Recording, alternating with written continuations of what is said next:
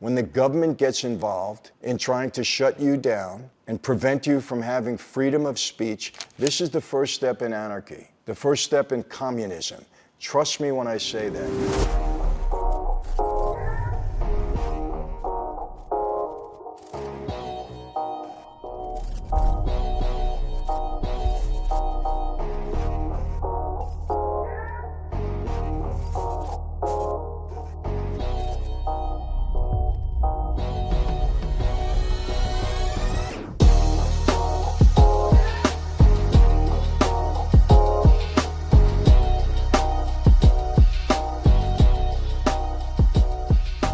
Hey everyone, welcome to another Sit Down with Michael Franzese. Hope everybody is doing well. All is very good, very blessed on this end. And as always, I give God all the praise, honor, and glory for that. I hope you've seen Jesus Revolution. If you haven't, go and see it. Great film. We need a revolution in this country, that's for sure.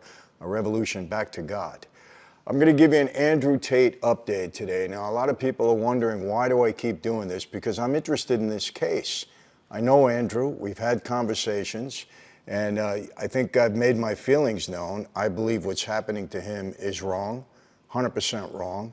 I don't like the system in Romania. I don't like the fact that they are being held without bail in detention now, going on a third month with no charges being filed at all. I don't like the way they're feeding the media and the press everything to try to, put a negative spin on all of this. They're saying things, and so far they don't have anything to back it up. A lot of people are coming out, well, he said this and he said that, on social media. That's not criminal activity. You don't get locked up and detained for something like that. We need to see charges, and we haven't seen them yet. And it's very obvious to me the fact that they're holding them in detention. And another development was the two girls, by the way, that are being held with them were let out on house arrest last week. And the government, the prosecution, appealed that, and now they're back in prison. Now, why did they do that? These two women were going to be under house arrest. They're not a flight risk. Why are they holding them in detention? The real charges are against Andrew and his brother. Are these women that much of a threat? No, it's obvious they're trying to break these women. They want them to cooperate. They want them to become informants. And in my view, they're keeping Andrew and Tristan in lockdown like this because, number one, they don't want them on the outside being able to help themselves because they have the wherewithal to hire investigators and attorneys and do the right thing to help themselves. That's number one. Number two, they're hoping that maybe they'll take a plea, that they've had enough of detention in Romania, because these are tough jails. And to me, I'm sorry. I know people say, well, Michael, it's not America, it's Romania. So what? If it's wrong, it's wrong. They should be out on bail. They haven't been charged yet. They're eligible for bail. They're saying they're a flight risk? Really? These are the two best-known guys on the planet now, next to maybe Mike Tyson. Who doesn't know them? Where are they going to go? Where are they going to run? Where are they going to hide? There's nowhere to go. They're not a flight risk. So, and look, you got to understand where I'm coming from. I've seen what law enforcement can do. I've seen what the government can do. As a matter of fact, coming up on one of my next videos, you're going to see, I'm going to give you 10 instances where innocent people were framed by law enforcement. And not only police on the street, yes, the FBI, yes, prosecutors, yes, the Department of Justice. It happens here in the United States. And when you're in Romania, where the laws are that much, more against you, I mean, come on, this is wrong. Because you don't like somebody, because you don't like the way they talk, you don't put them in jail. You don't take, all their assets away. You don't do that. Let's see some charges. Maybe I'll change my tune. I doubt it, but I'm willing to see. I mean, if there's evidence against them with all the allegations that they're making, if they have any evidence to support that, well, I'll take a look at it. It is what it is. But this is wrong. And I want to read this article that this is the latest that came out on it. And just listen to the spin they put on this. Andrew Tate seeks to recruit right-wing politicians to his cause, wiretaps show.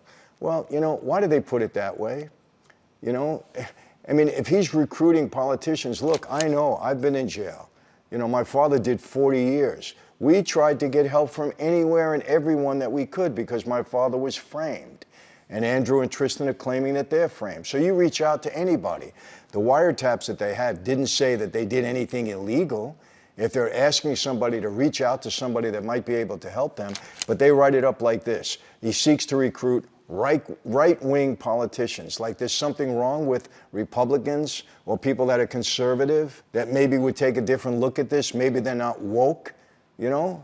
I don't know, but just the way they write it up, you can see what they're doing to these two men. Bucharest, Andrew Tate has sought to fight rape and trafficking allegations, not charges, while in police custody, directing associates to recruit two right-wing lawmakers to his cause, according to wiretaps of his phone calls submitted to the court by Romanian prosecutors. The internet celebrity instructed two associates to tell the Romanian politicians, can't pronounce their names, George and Diana, that he was being framed and supporting him would be very good for their careers, according to one of the exchangers. Nothing wrong with saying that. If he is being framed, and they can help prove that, or they support him in that regard, there's nothing wrong with that. And yeah, it would be. When you right a wrong, it should be good for your career. So what did Andrew say wrong? But they write it as if something is being said, something shady, something underhanded, and it's not true. You will get a lot of votes when Tate says you took their side. The former kickboxer said in the January 28th call to two of his associates. Transcriptions of the wiretap calls are included in a previously unpublished court document dated February 21st, compiled by Bucharest court officials and reviewed by Reuters. Simeon, a politician in Romania's lower house, told Reuters he had never been contacted by Tate or his associates and wouldn't publicly support Tate if he was asked to. Okay, that's all right. Asked if he thought Tate had been framed, he replied, rightfully so. The justice system will decide, not politicians. That's a good answer. A spokesperson for the other one, Diana, a senator, said the wiretap conversations were lies designed to attack her. I don't know why they're attacking her if he's reaching out asking for help to support what he believes is a frame-up. How are they attacking her? The wiretap calls were made between January 28th and January 31st, according to prosecutors, about a month after Tate was detained with his 34-year-old brother Tristan on suspicion of rape, human trafficking, and forming an organized crime group. I really want to see what this organized crime group is all about. I really do, because so far I've seen nothing. And neither has anybody else. It's all been conversation, no charges. The brothers have denied all the charges. Reuters was unable to reach them in police detention for comment.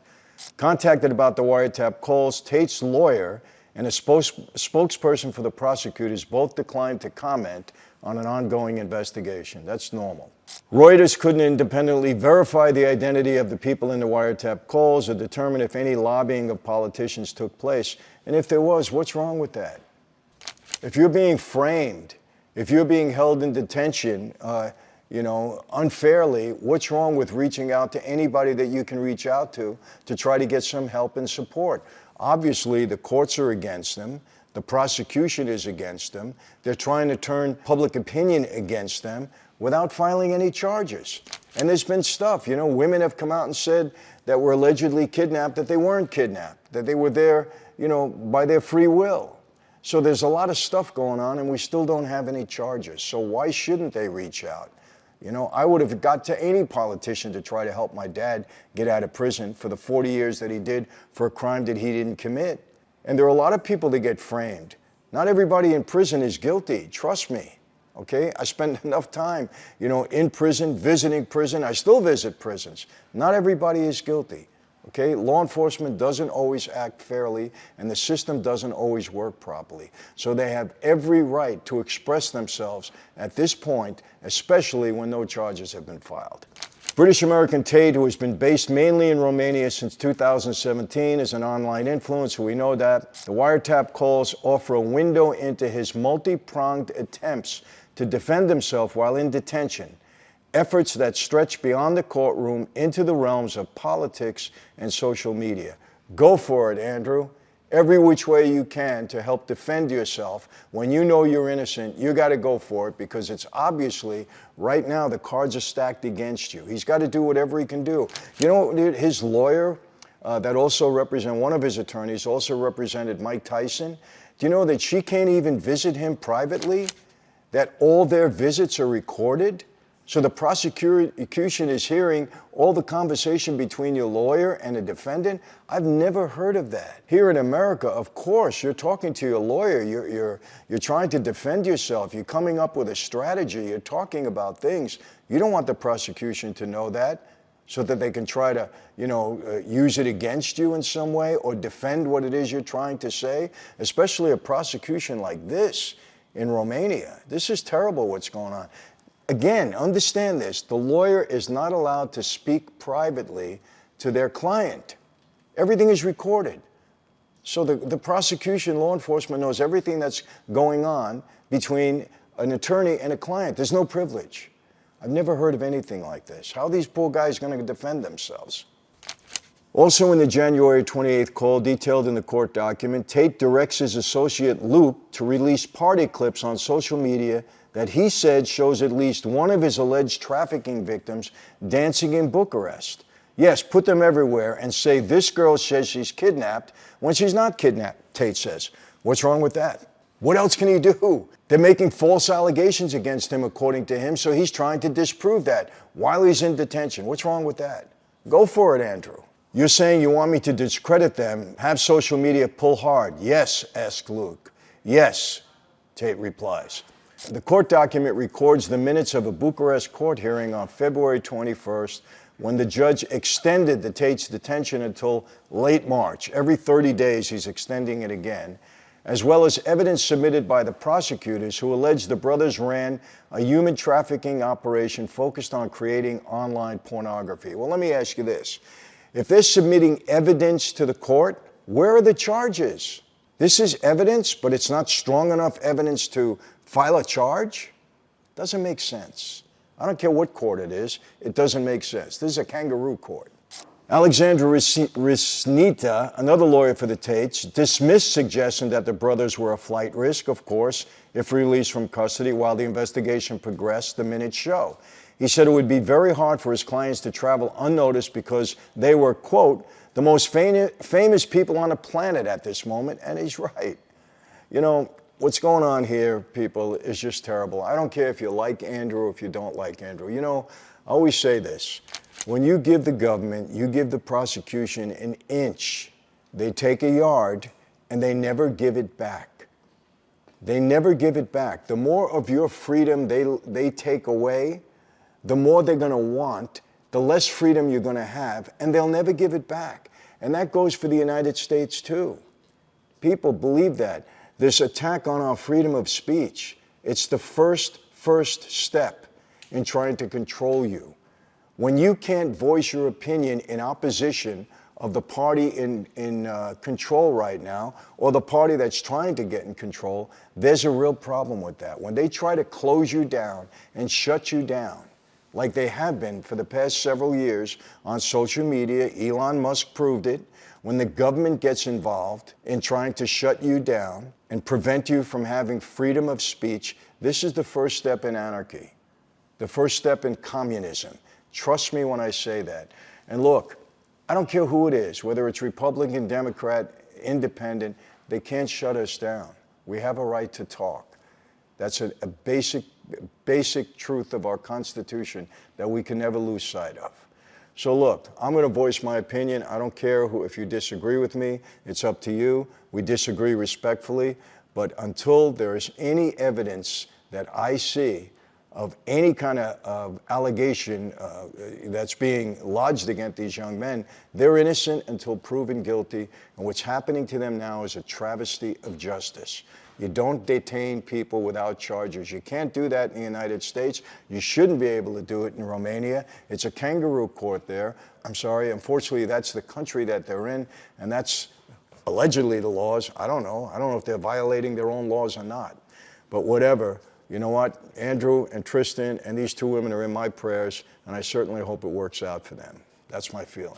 So, all right, like I said, we're going to answer 2 questions in every video. We get so many of them every day. And by the way, Maniac, a new platform I'm going to be on. Download the app. M-I-N-N-E-C-T. Maniac. Download the app.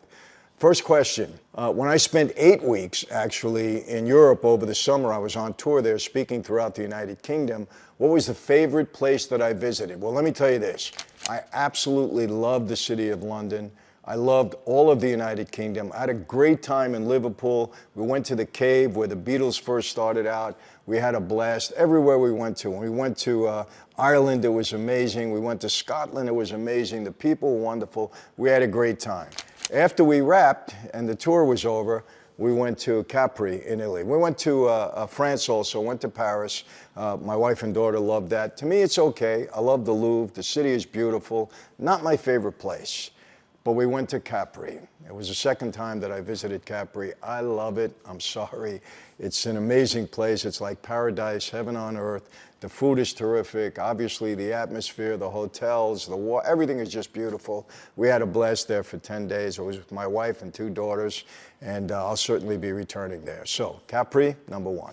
Second question was, I know you lived most of your life, or a good part of your life, I should say. I think I've been in California longer now, in New York. And what is it that you miss the most? Well, you know, back in the day, just my whole family atmosphere, my friends, the people that I hung with. You know, my dad was one of 19 kids. We grew up in Brooklyn, and I had so many cousins and aunts and uncles, and we would gather together on Sundays. My grandparents were very strict about that. We just had great times. I loved the restaurants in the old neighborhood, Creashy's, Bamonte's, you know, places that I went to a lot.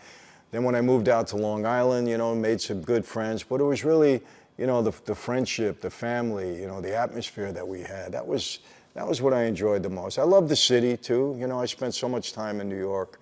It's a great place, you know, and I have good memories. I have some rough ones too, obviously, but I think it's the people and the places that, you know, I was fortunate and blessed enough to visit. Never repeat that again. You know, those times are gone now, but New York was great for me. So that's it. We got the 2 questions in, and hope you enjoy the update on Andrew Tate. I'll be doing that, you know, as things progress with him, and hope you enjoy it. If you disagree, you know, I'd love to hear what you have to say. You know, we look at some of the comments as best we could, and it's okay to disagree. I think a lot of people are agreeing with me and with Andrew on this. I think a lot of people are upset the fact that no charges have been filed yet. He's been detained this long, but let's see how it all turns out, okay? How do I always leave you? Same way. Be safe, be healthy. God bless every one of you. Yes, I'll see you next time. Take care.